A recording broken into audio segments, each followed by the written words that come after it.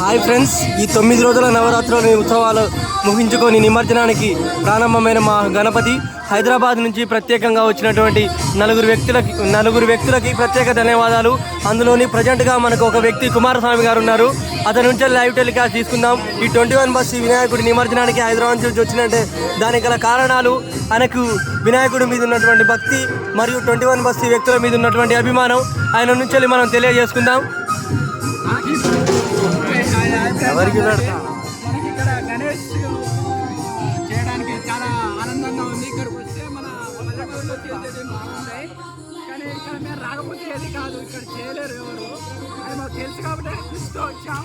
Night తెల్లారు ప్రయాణం చేస్తూ ఇంత ఖర్చు పెట్టొస్తే పులిహోర కూడా పెట్టొస్తే లాస్ట్ డెకరేషన్ చేయబోతున్నా అవుతుంది. వాడు కూడా వచ్చాడు మాతో. చాలా చాలా సంతోషంగా ఉంది. ఇక మాటలు రాలేదు కానీ సంతోషంతో ఏమంటారు, లైవ్గా చూడండి డెకరేషన్. మా బాబాయ్ అయ్యో మా అన్న అందరూ ఇక్కడ చాలా సంతోషంగా హైదరాబాద్ నుంచి వచ్చారు. సెకండ్ పర్సన్ ఈయన హైదరాబాద్ నుంచి వచ్చింది. చెప్పండి, ఏ విధంగా సహాయపడగలము?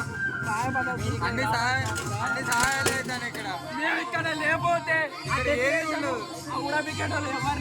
ఈయన మా కమిటీ సహాయ కార్యదర్శి అండి. మా కమిటీ సహాయ కార్యదర్శి. కూరగాయలు రాకపోతే ఇలా ఏం జరగకపోను. కొంచెం హడావిడి ఉన్నది కూరగాయలు రావడం వల్ల. ఓకే, సక్సెస్ చేస్తాను. ఓకే, ఇంకా అర్ధ గంటలో